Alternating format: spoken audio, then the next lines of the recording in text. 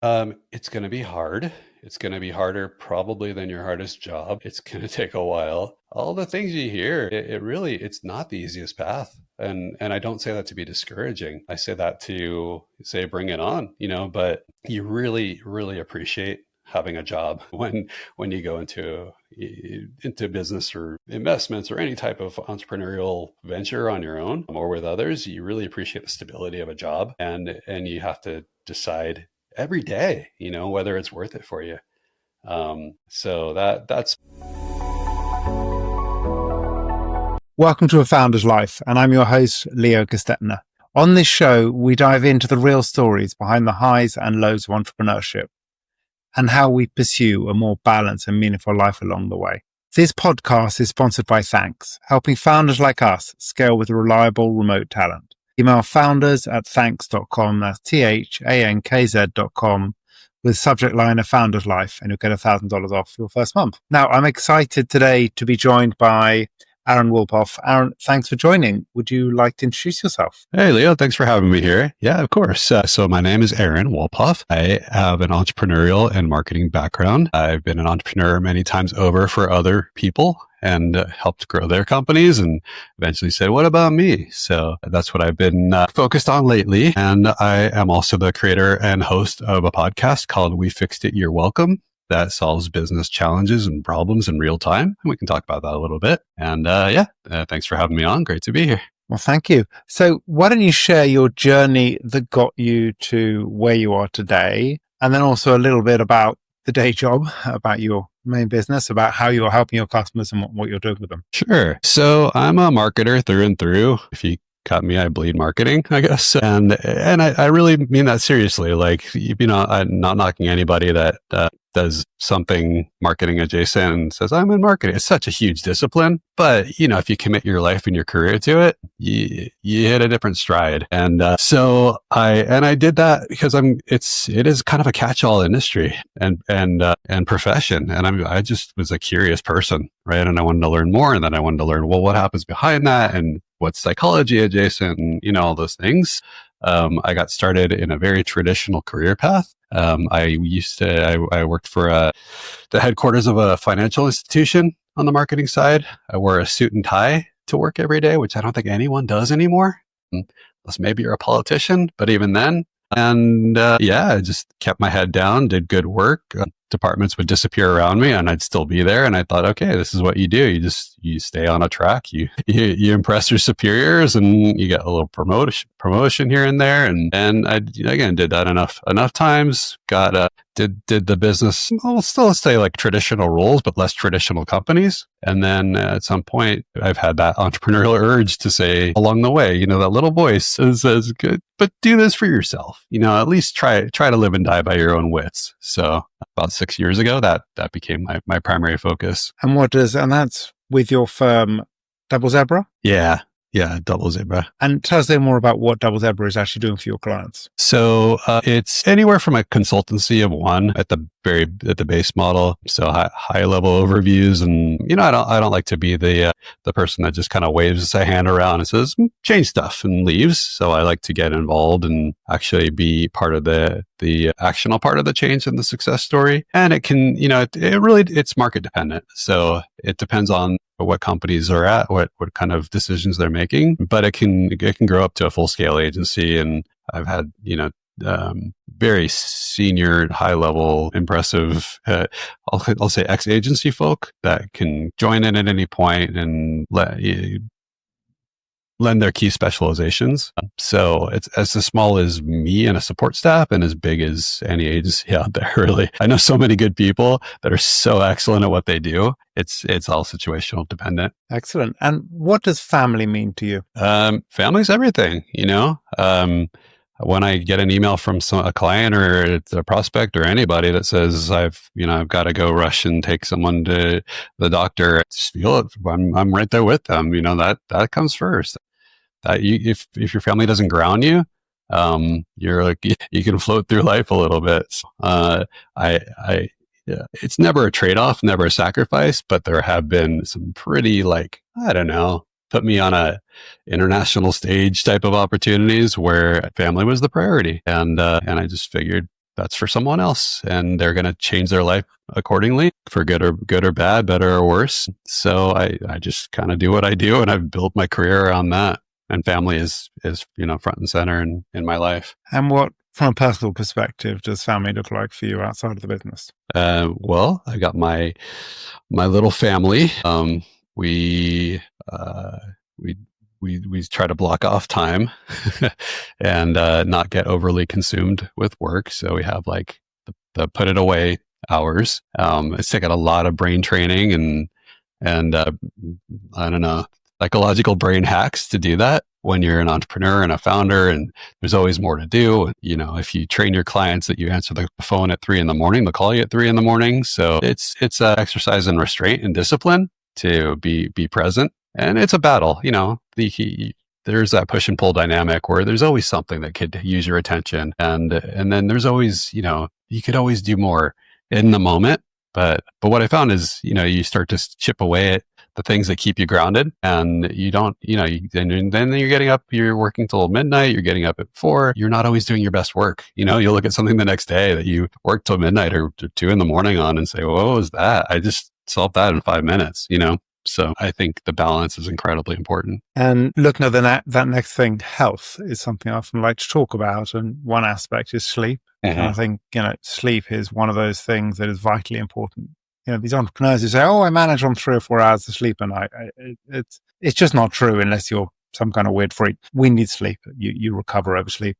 But health, what does that mean for you whether it's sleep, whether it's fitness, whether it's nutrition, mental health? What does health mean for you? Yeah, no, it's a good point. I mean, I've worked with founders and other, entrepreneurs and other people that's part of their persona, I guess, their work persona is I'm going to be there, before you get up, I'm going to stay till after you leave. I'm going to literally fall down on the floor because I'm working so hard, It's impressive, I guess. There's that hustle you have when you're younger. If you're in your late teens, early 20s and all exhausting all your strength all the time on, just keep plugging. I had it too. You have to go through that, I think, but no, we're not built forever. So you have to take care of yourself. I exercise in the morning. I try to eat right. It's all you got to sustain yourself, especially I'm not an old man, but as we age, it's a trade-off. And you can't stay out all night either anymore. Some people can, more power to them. Yeah, and it makes sense, and I agree. And what do you like to do for fun? Well, I've got my podcast, which is a panel show that I created. It's work and work adjacent. And I, put a lot of heart and thought and energy into it, but it's really fun too. We tape on Fridays, so it's kind of the end of the week release. And I haven't traveled much lately, for a while. So that I'm going to kick that back into gear a little bit. That's, everyone likes to travel, or most people, but that's really fun just to be immersed somewhere else and, not have that, like I said, if you're in the living room and your work's downstairs, you have that pull. If you're across the world and you have that pull, there's nothing you can do about it except let it go. I want to see more of the world. Certainly my plan. And how does a balanced life look for you? So that overall balance, not perfectly in balance, but how does that overall balanced life look for you? It's making time for the things that you want to, and not just putting it away and not just saying someday and not just saying, in a few weeks. You get to a point, I get on these things and I seem like I'm so old. I'm really not ancient, but you do get to a point where there's no more someday, right? What is someday? What is some days when we're 80? No, some days now, right? So anything that comes up, I have this principle. I say there's no such thing as should, right? Oh, I should travel more. I should work on the weekend. Whenever I've trained myself out of this, if I say the word should, it means one of two things. It means either I'm going to, when something's been stopping me from doing it, but it's something I need to do, I'm going to put it on the calendar and make sure I do it. Or I don't need to do it, and I'm going to relieve myself of that burden. Should is like a weight that we carry around, right? Oh, I should learn French. I've been meaning to. Well, do I want to? If I do, it's important to me. I'm going to figure out, 2 weeks from now, French lesson. If I don't, maybe I don't need to know French right now for my career, for my, my life goals. just something, it was a passing fancy. I'm going to remove that weight from myself and not carry it around anymore. And you start to, these little things, taking one word out of the vocabulary, that's been transformative. And that's what I mean about these brain hacks and things that just help you be a better, free up your brain for work, for family life, for it just, helps your mindset. So that probably leads quite well into my next question, which is, what has been a pivotal moment in your life? That's one of them. As an entrepreneur, I had another brain hack. I'm just sharing them all, where, when you have a job, all right, you show up to work, at the end of the day, 5:01, your boss comes around, says, "Great job. You're our best employee. You worked really hard today. Congratulations. We need more people like you," in a best case scenario. If you're an entrepreneur, no one does that for you. No one will come back and no one will say, like, keep doing what you're doing. You're the best person we have here. You're so well suited. You don't get that validation. So what I learned to do is create a delineation between the boss self, because as an entrepreneur, you can be really hard on yourself as a boss, right? Like, keep going, not good enough. Look what you did there. And as an employee, so I created a delineation. Am I a boss right now, or am I an employee right now? And the times where I needed that validation. You're doing great. It's a tough day, but keep going. I kind of figured out how to switch those voices around, I guess, and give myself the validation that a boss would to an employee. And that helped, especially like I was saying, you carry the work around and the mentality, and I should be working right now. What if it's a Sunday morning and you want to have a Sunday morning? You get your boss self to tell you, look, it's the weekend. What are you doing? Why are you thinking about work? We've got this covered. Come show up Monday. Do a great job Monday, but go have a Sunday morning. That's probably what a good, responsible boss would tell you. So why can't you tell that to yourself?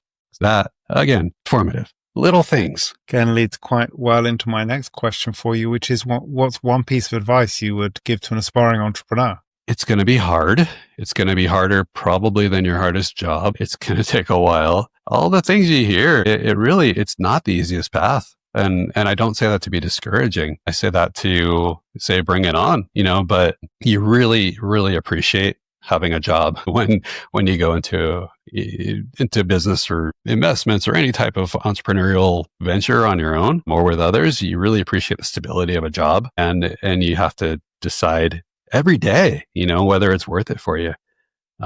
So that's what I tell people is, you're purposely choosing the harder path. Do you want that? And people appreciate that, they come back after a few months or a couple of years and say, yeah, I'm glad you told me that. You prepared me well, because you have to learn that. You know what I mean? Like, you don't go into it. A lot of people go into it thinking it's the day at the beach here and things like that. And if you can do that in the first few months, great, but for the majority of people I know, wildly successful people, they're not letting off the pedal. They're still going. So yeah, that's what I say is you're purposely making your life harder. Do you want to do that? Well, thank you for sharing your story and your pearls of wisdom. And how can people find you? Yeah, I hope I was helpful, Leo. Well, like you said, zebra.com. That's my marketing company. And the podcast is called We Fixed It, You're Welcome. So you can find that at wefixeditpod.com. And again, a little shout out for that. So it's a panel show. We hire ourselves essentially to take on a company challenge or big public debacle or something that's happening related to business, but community and society, and we fix it over the course of an episode. So by the end, we duct tape it back together, we give it back and say, here you go. We just made the world a little bit better of a place. And then we move on to the next one. Perfect. Well, thank you for listening to today's episode. And if you enjoyed the conversation, don't forget to subscribe to the channel, tell your friends, and leave a review.